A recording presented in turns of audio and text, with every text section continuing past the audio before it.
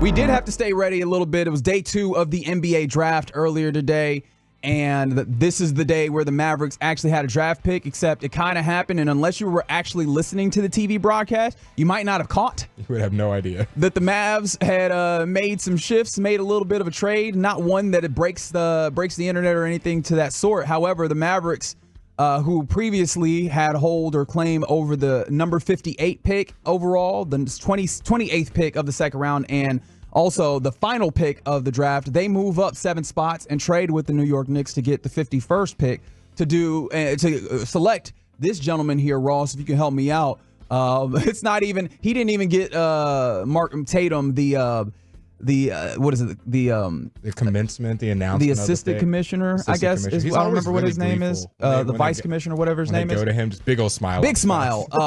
So obviously Adam Silver not making the selections read during the second round. It's Mark Tatum. Even he didn't do this. We had to get it coming back from break from Malika Andrews.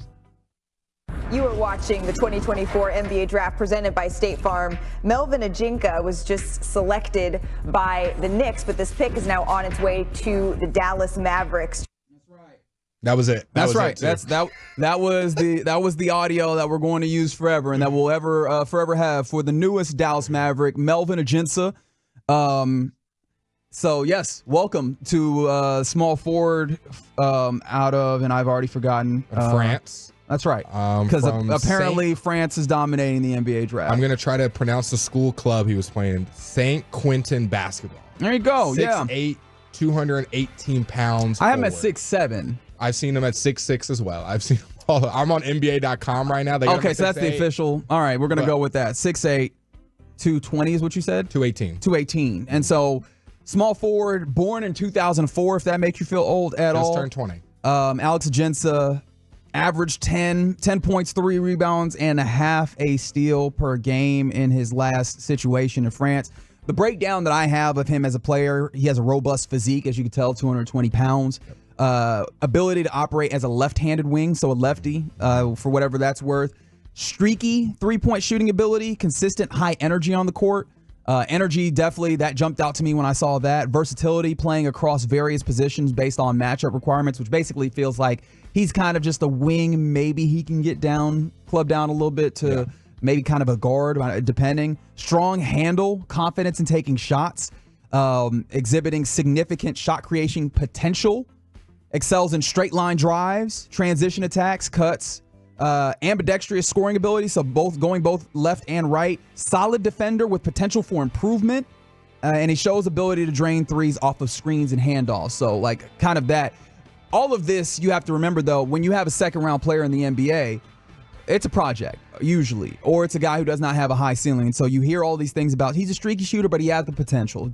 Defensive potential, right? Has the opportunity. And so, because if these guys are proven commodities, they'd go top 10 in the draft. They would go absolutely lottery pick, maybe even later in the first round. So you have this back end of the first round guy, and that's all his strengths. You could talk about the weaknesses where not a lot of experience running pick and roll, which that one should definitely perk your ears up because the Mavericks do a lot of pick and roll.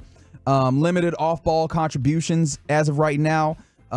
We talk about sometimes I guess the idea that maybe he can make some plays at some point in the future, but as of right now, his assist to turnover ratio has not been great. Fouls a decent amount. So this is a guy that don't expect to see him impact the Mavericks next year.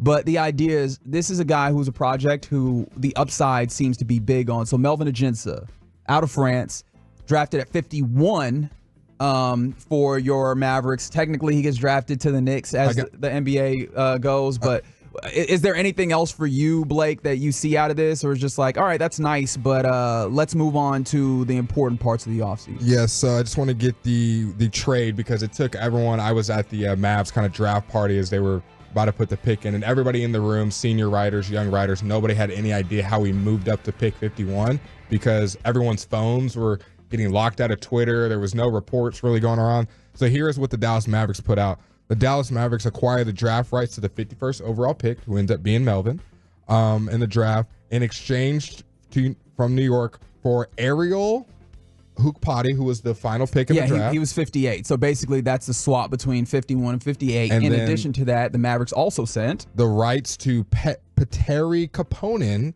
the 30th overall pick in 2007. Yeah, a draft and cash consideration. And then cash. So, yeah, I mean, basically just a little bit of money, the rights to a player who, I mean, you don't ever anticipate playing for you. But, yeah, an opportunity to get this player that clearly, if you're moving up for, you have some level of liking for. Yep.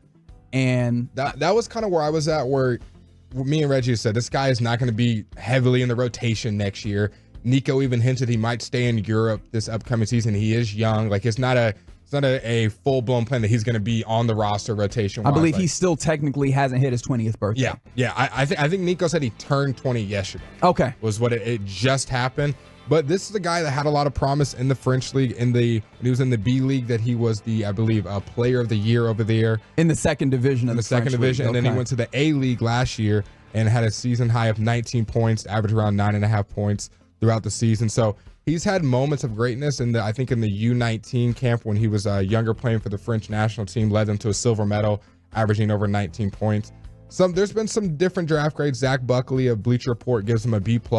Has the makings of a quality, athletic 3-and-D wing. There aren't a lot of avenues for him to grow out of that role, but it's fine when you're at the 51st pick, especially when that archetype is exactly what Dallas wants to put around Kyrie and Luka. Ajinca needs to be more impactful in specific areas. While it looks like his movement shooting will translate to the NBA. There you go. I saw that a lot in his highlights. Yeah. A lot of these threes were off balance, kind of coming off screens, or even with the ball in his hands, kind of making some shot creation for him. So it doesn't seem to be not confident, which the thing we saw with some of the role players on the Mavs in the playoffs was confidence. This guy looks very confident at a young age. Has obviously played for the French national team, the youth team and whatnot. So I think obviously someone that's down the line, a future project. But yeah, I like what I saw. They moved up for him for a reason. So. Yeah, I mean, and this is just, you see traits. This is very much kind of the future aspect of it.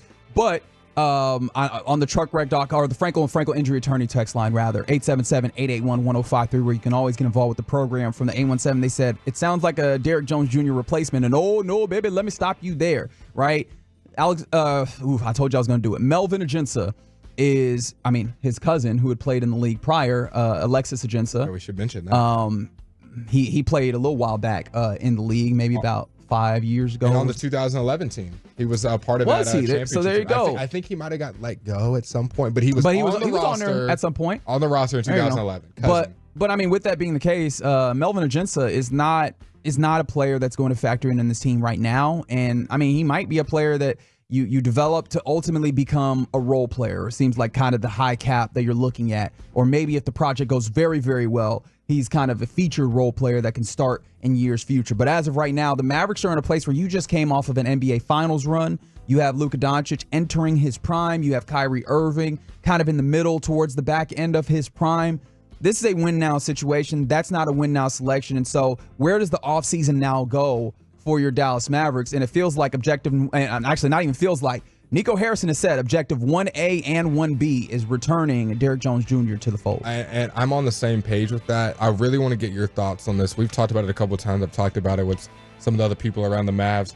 Derrick Jones Jr., bringing him back seems to be the focal point of the Dallas Mavericks. And I am all for that. I like him as a player. I like him as a person. Like the energy he brings to this team, gives you that point of attack defense. Is a guy that's going to, I think there was a stat put out the other day that defenders who spent the most time against like a ball handler, like a scoring ball handler, and it was Derrick Jones Jr. at the very top of the list. He is taking the toughest assignment night in and night out, and that's hard just to replace. We'll just get another defender.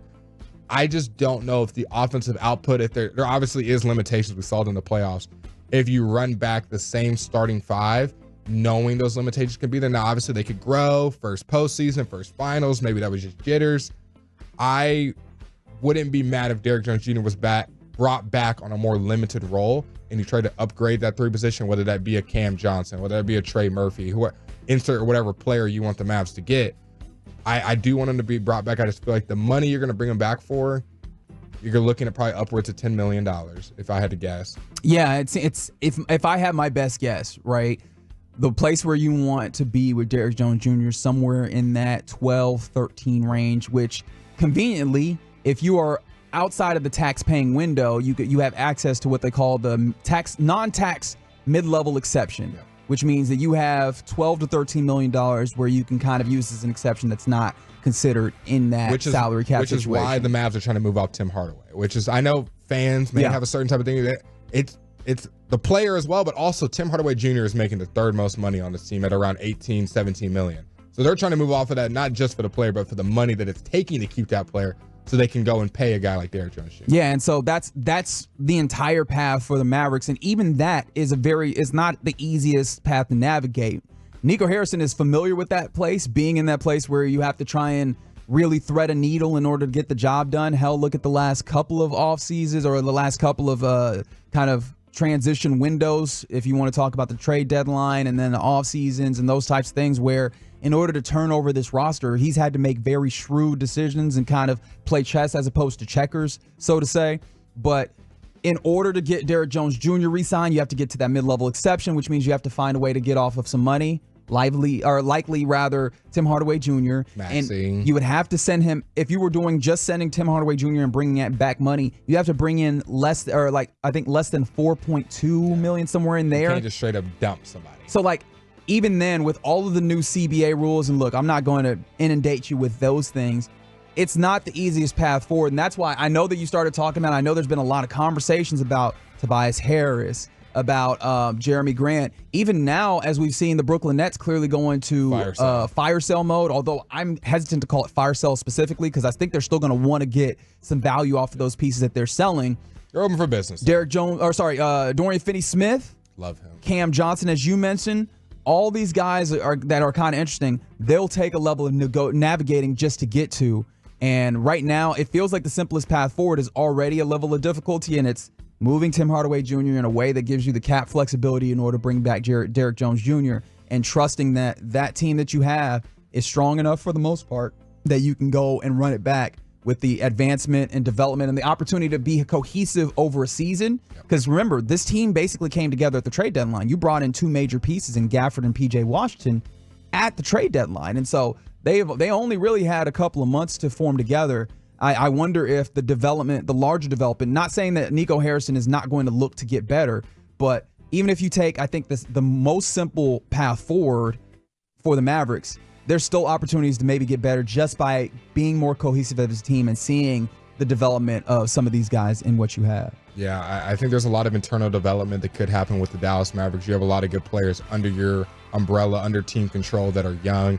So the more and more you start to develop these guys, the more you don't have to go pay big-time free agents because you already have those guys in-house. And we saw how far they got you. I don't even know if you have room to pay free agents. Yeah. It would have to be some maneuvering. But we're early on in the process. As we mentioned, there's a lot of names that have been tied to the Mavericks. But we were hoping that during the course of the draft, because this is usually a time where some deals get made, during the draft, we didn't see very many deals for players outside of the draft, right? Yeah. We saw some trades made for picks, but we didn't really see other players getting moved off, some other veterans moving from team to team.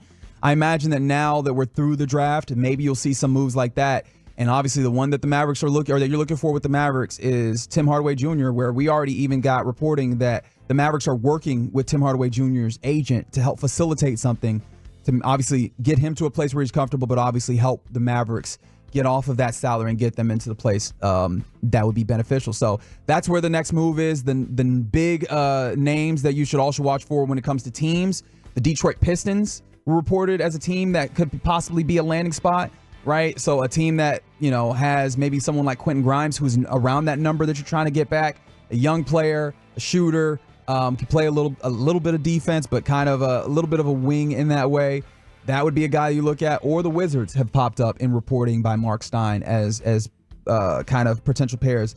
And so let me ask you this. Do you think this is as soon as next couple of days that we start seeing, or do you think this is going to take a while?